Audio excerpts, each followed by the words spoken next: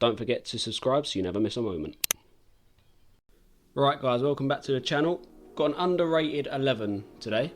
Now if you recall a few months ago, me and Callum uploaded our overrated 11. Made some big calls there. So again, if you disagree with either of the picks between me and Callum's not here today, I should let you know, he's away for work. If you disagree with mine or Callum's picks, just put it in the comments and just say who you think should be in there, or maybe some suggestions. Now, right, we're going to start off in goal. Now, I couldn't decide between these two players. I've gone with Aaron Ramsdale and Brighton's, I think it's Hugo Sanchez. I could have that incredibly wrong.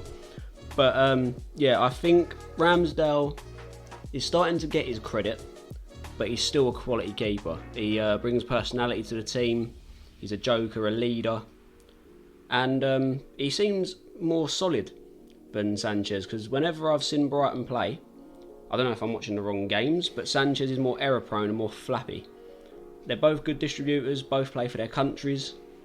But for me, Ramsdale just takes it because he's proved his doubters wrong. You know, Arsenal signed him for 30 mil, he'd have back-to-back relegations. People didn't think he could be a top club's number one, but he's taken the number one gloves at Arsenal and he's doing very well. So is the whole of Arsenal. Yeah, so I'm going to pick Ramsdale. If you think any other goalkeepers, put it down in the comments. Starting our defence off, we're playing a 4-3-3. Doesn't really have to be position specific. This was actually quite a hard list. Starting our defence off and the captain of this team, I think Connor Cody does not get the credits he needs to get.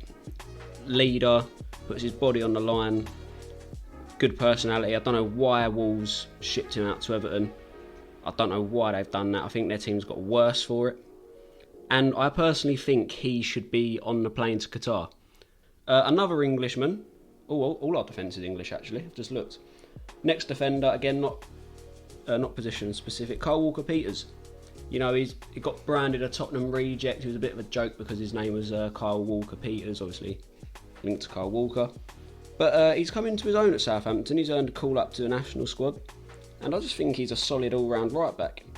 I think he just gets overshadowed because we've got a golden generation of right-backs all of a sudden.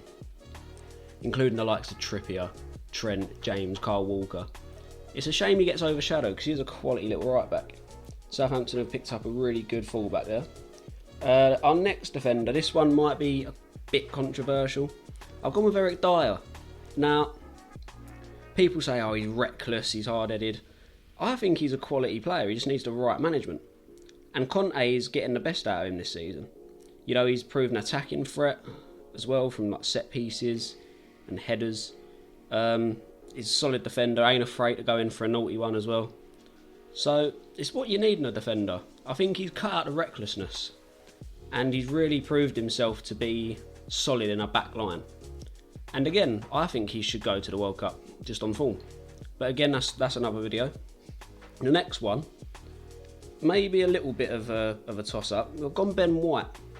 Now, the reason I've gone Ben White is because it was a big fee Arsenal paid for him. Yes, it was a massive overpayment, 50 million.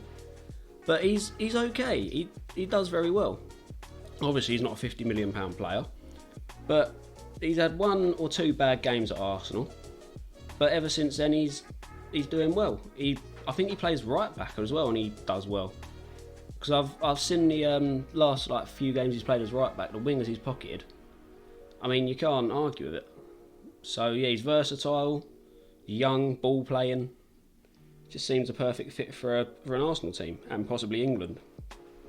Although I think White is just out of the reckoning of an England call up because of the talent we've got. So on to the midfield. We'll do these two at once because they do play for the same club. We've gone Pascal Gross and I think it's Alexis McAllister. These two, whenever I watch Brighton play in the midfield, is quality. I think Pascal Gross was such a bargain. I think he signed for like less than 5 mil from FC Ingolstadt. And he always contributes to a goal when Brighton score. He either scores or assists. Remember, he ran the show against Man United in that 4-0 win. So, yeah, Pascal Gross, he just runs the Brighton midfield really well from what I've seen. And Alexis McAllister, I think he's just a bit of an underrated bowler, just in general. I forgot what game it was where he scored 2 brilliant strikes and a penalty. Remind me what that game was, because again, I don't watch a lot of Brighton. But yeah, Brighton as a whole, you could put the whole Brighton 11 in here. Like, Brighton are just one of the most underrated teams. And they're doing well without Potter now as well, so that's another thing. The next midfielder is James Maddison. Now, he is the golden boy of this Leicester team right now. They're a bit, I want to say, dry and boring. Well, not after they beat Nottingham Forest 4-0. But even then, he ran that game. And he personally is another one I'll take to the World Cup. He always gets an assist. He can bang in a beautiful free kick. He can score bangers, tap-ins, can get assists. I'm surprised Newcastle didn't get him when they was linked with him, to be honest. I think he'd do really well in that Newcastle midfield. But yeah, Maddison, just a good all-round centre-mid, centre-attacking midfielder. The forward line, we actually have no strikers. Although one can play pretty much all over the pitch. Another Brighton boy, we've got Leandro Trossard. Now, how this man isn't at a bigger club, I will never know. He's had 2 very solid seasons. He's doing well this season. Got a hat-trick in his last game for Brighton. And he can be deployed as a left wing-back. I don't know what he can do to get a big move now. He can score, he can defend rather well. Just an all-round threat. And I think he should get picked for the Belgium squad. But obviously I'm not the Belgian manager, so that's up to Roberto Martinez. But I think he's missing out on a good player if he don't pick Trossard. Next is Damari Gray. Now, the reason I've gone Damari Gray, signed for, in football terms, a pittance of $1 million. Or 1.3 million, something like that. Something stupidly low. And the performances he has put in for Everton have been really solid. He runs at defenders, he can score, he can assist. I just think when he was at Leicester, he wasn't given much of a chance to shine. Or perhaps Everton are a weaker team and he just shows out a bit more. But I think he's a solid little Premier League player. And he can do a bit better than Everton, I'm not going to lie. But yeah, whenever I see him play for Everton, he's always running the wings, can cut in. He's just a good all-round winger, really, for like a lower-end Premier League team. And talking of wingers for Premier League, lower-end Premier League teams, gone Harvey Barnes. Now, I've always rated this guy. Again, he's just out of the England reckoning because of the quality we have. But he's really good at cutting in and finishing low. Don't want to compare it to Robin because that's a bit ridiculous, but it's Robin-esque, the way he can just cut in and just get a good finish. Good on the counter-attack. He's quite strong as well when I've watched him play. And he just seemed to have come out of nowhere, Harvey Barnes, and he actually contributes really well to that Leicester side. Another player I'm surprised didn't get a move to a bigger club. So that completes the 11. We've got some subs or honourable mentions, because there's quite a few players you could put in this team. So my first honourable mention or substitute is Matty Cash. Now, I say that because solid little defender on his day, obviously changed nation to Poland. I think he scored in his Polish debut. So, quote me if I've got that wrong or right, but he scored in his Polish debut. And I think he'll be a pick for the World Cup. You know, he just developed his game, that's all he's done. And yeah, he works well in that Villa side. Another substitute and his teammate is Jacob Ramsey. Villa boy, come out the academy, and he fits in that midfield at Aston Villa. Scored some good goals for him at the end of last season, and he's young as well, so his game can still develop.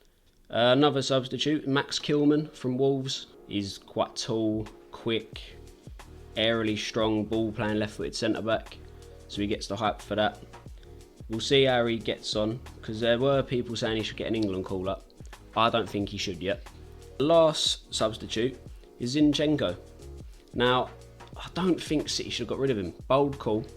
Don't think City should have sold him. And I'll tell you that now. I'll tell you why now.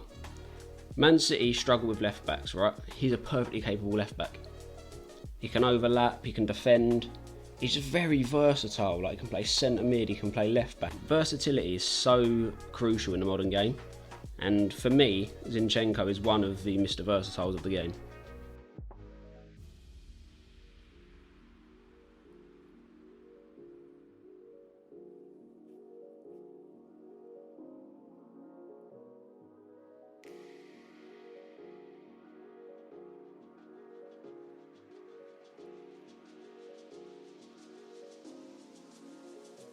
yeah, that's the underrated 11 done. Like we said, comment, subscribe as well. I'll see you in the next one, guys.